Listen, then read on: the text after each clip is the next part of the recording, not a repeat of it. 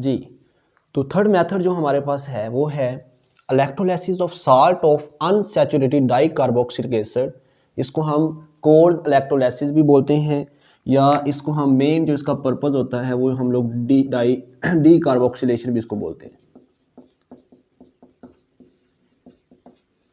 अच्छा जी, इसमें हम इसको ज़रा स्टेप बाय स्टेप समझते हैं। पहले इस मेथड को आपने अल्केन की प्रिपरेशन में भी किया था, अल्कीन की प्रिपरेशन में भी आपने इसको किया है, और उसी मेथड से हमने अब अल्काइन को प्रिपेयर करना है। मैं थोड़ा सा आपको रिवाइज करके हम लोग इसकी प्रिपरेशन करते हैं। अगर आपको वो दो मेथड आते हैं तो ये बिल्कुल आपके लिए बहुत ही ईजी सा है।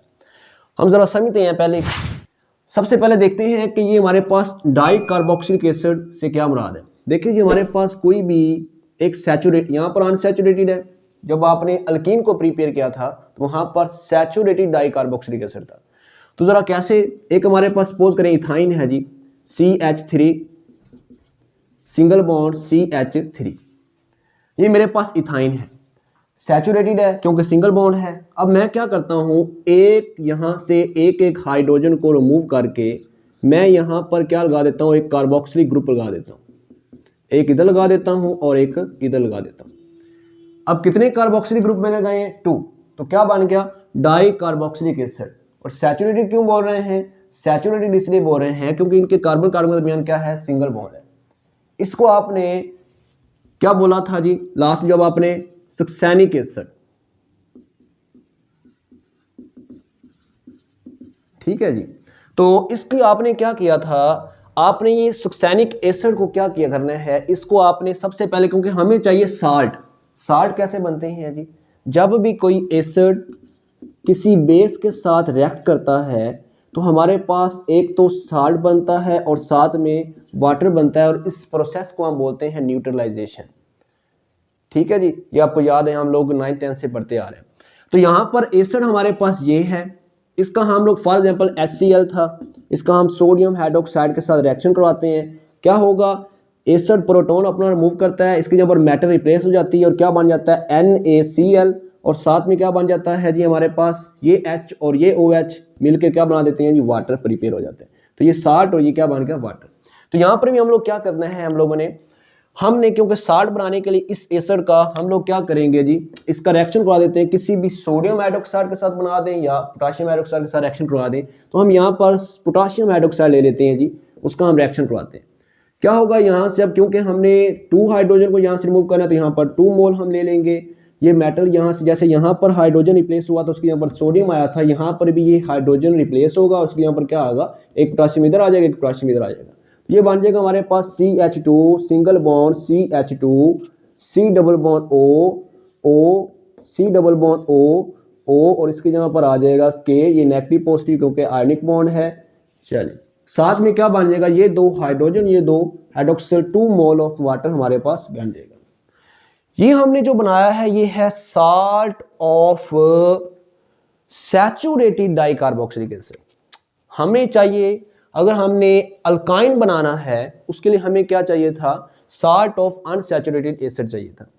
तो इसको आपको पता है, इसके हम फिर आयोनाइजेशन करते हैं। इलेक्ट्रोलाइसिस के अंदर 3 मेथड होते हैं।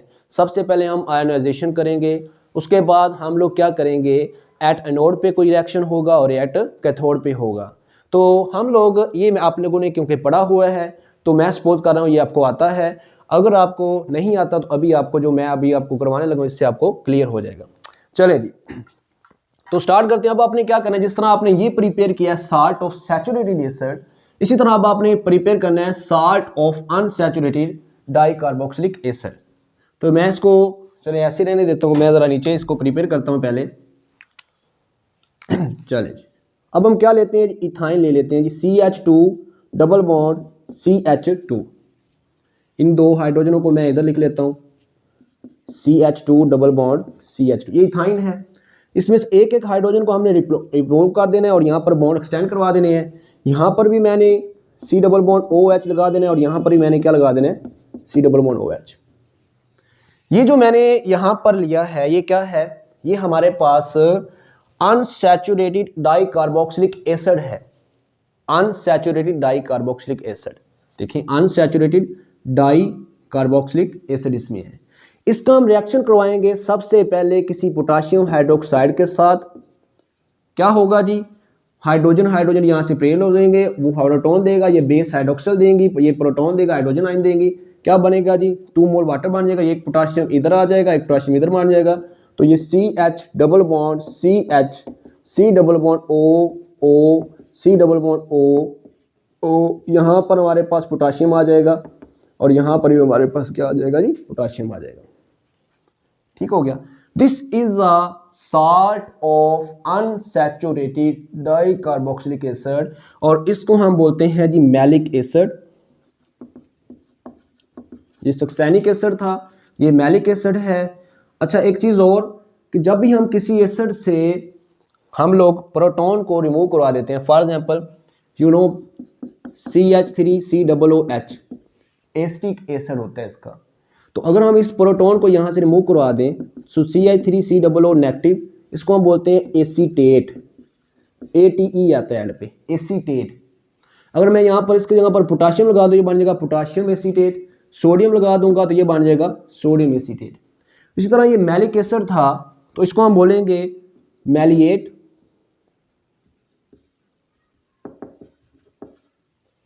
तो ये क्योंकि पोटाशियम है तो इसके यहाँ पर हम लोग क्या लिख देंगे, potassium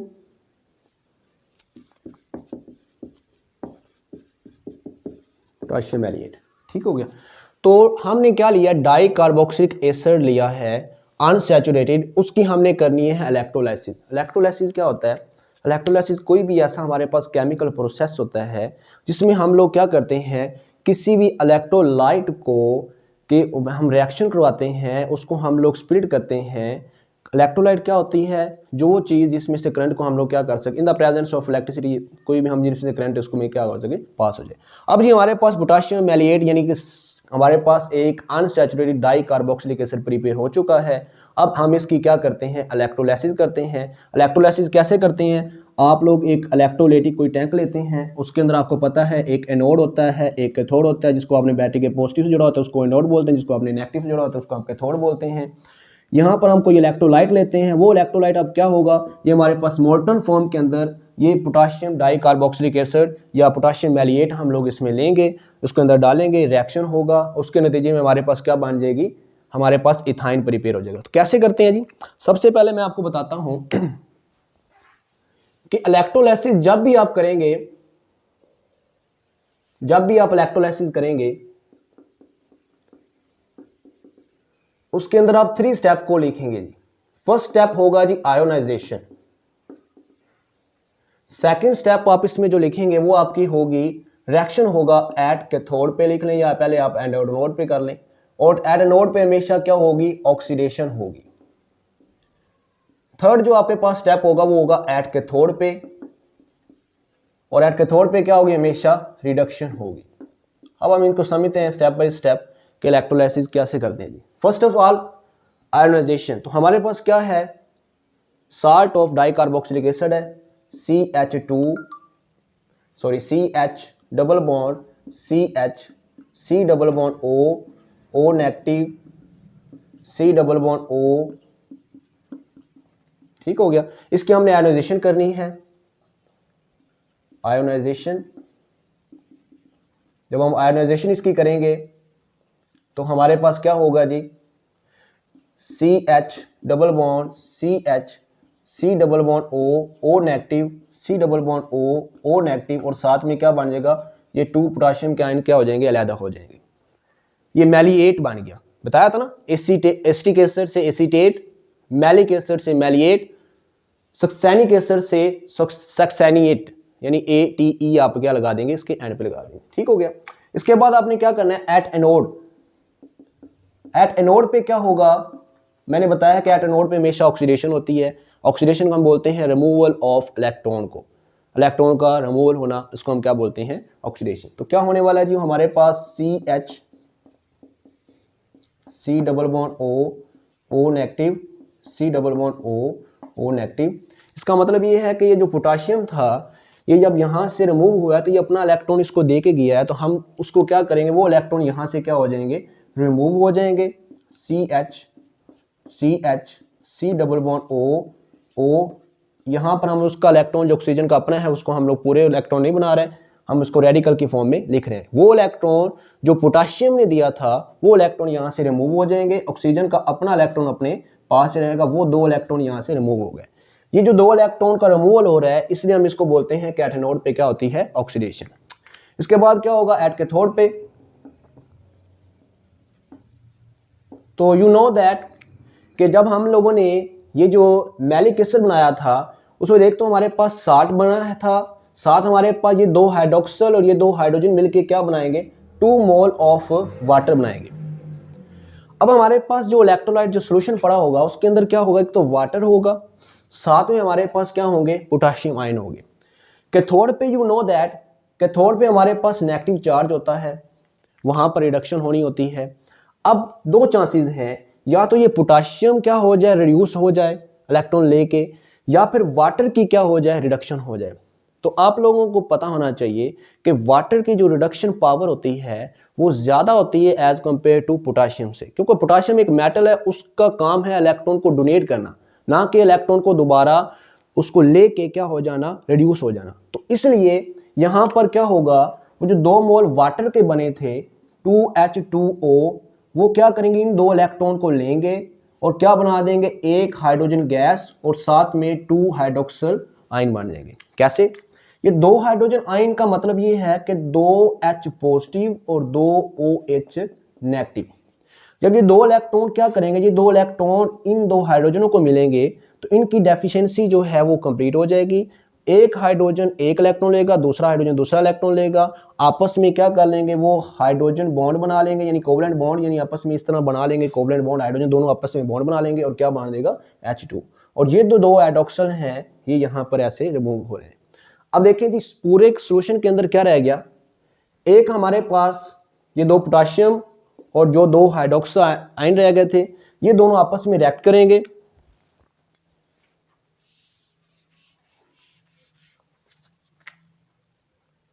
to mole of potassium और 2 मोल ऑफ हाइड्रोक्सल आयन, ये आपस में रिएक्ट करेंगे और क्या बना देंगे, 2KOH, 2 mole of potassium hydroxide बन गया। अच्छा, इसमें थोड़ा यहां पर इसको और हमने करना था, एट नोड पे जब ये वाले 2 इलेक्ट्रॉन रिमूव हो जाते हैं तो ये अपने आप को क्या करता है, फिर रीअरेंज करता है। उसको मैं यहां पर लिख देता हूं जी, यहां पर मैं इसको करने लगा हूं।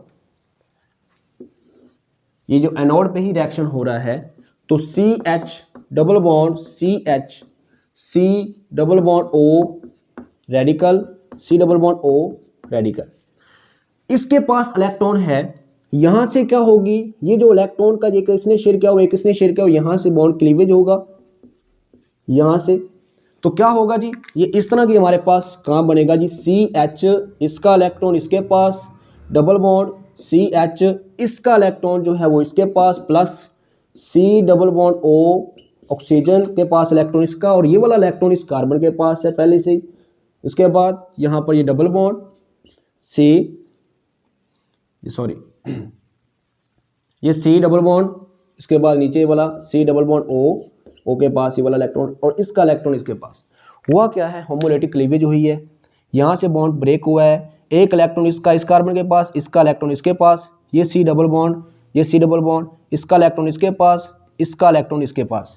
ये अब आपस में क्या कर लेते हैं जी, इस तरह से बॉन्ड बना लेते हैं, ये CO2 बन गया, ये वाले आपस में इस तरह से बॉन्ड बना लेंगे और क्या बना देगा, CO2। तो क्या और ये आपस में बॉन्ड बना लेंगे और क्या बनाना देगा जी, इथाइन बन जाएगा। तो इस तरह से इथाइन साथ में 2 मोल ऑफ कार्बन डाइऑक्साइड हमारे पास बन जाते हैं। तो ओवरऑल क्या हुआ, ओवरऑल हमारे पास क्या होता है, जब भी हमारे पास अनसैचुरेटेड डाइकार्बोक्सिलिक एसिड आपस में, salt of unsaturated dicarboxylic acid आपस में रिएक्ट करते हैं in the presence of water, तो क्या होता है जी, इलेक्ट्रोलाइसिस हम उसकी करते हैं। तो एक तो हमारे पास 2 मोल ऑफ कार्बन डाइऑक्साइड, साथ में हमारे पास क्या बनता है, 2 मोल ऑफ पोटाशियम हाइड्रोक्साइड, साथ में क्या बनता है जी, हमारे पास इथाइन की क्या हो जाती है जी, प्रिपरेशन हो जाती है। ये वाला जी हमारे पास इथाइन प्रिपेयर हो जाता है। तो ये है ओवरऑल मेथड। इसको हम लोग बोलते हैं डी कार्बोक्सिलेशन। क्यों बोलते हैं, क्योंकि एंड पे कार्बन डाइऑक्साइड का क्या हो रहा है, रिमूवल हो रहा है। I think you better understand. कि इलेक्ट्रोलाइसिस के अंदर हम पहले स्टेप के अंदर आयोनाइजेशन करेंगे, दूसरे स्टेप के अंदर हम एनोड पे रिएक्शन करेंगे, उस एनोड का रिमेनिंग पार्ट हमने यहाँ पर लिखा, थर्ड स्टेप में एट कैथोड पे हम लोग क्या करेंगे, उसकी रिडक्शन करेंगे। इस तरह से हमारे पास क्या हो जाएगी, electrolysis of salt of unsaturation try carboxylic acid क्या हो जाएगा, कंप्लीट हो जाएगा। चलें जी, इसके बाद हम लोग नेक्स्ट फिर स्टार्ट करते हैं, इसके रिएक्शन वगैरह देखेंगे, तो इंशाल्लाह वो नेक्स्ट लेक्चर में।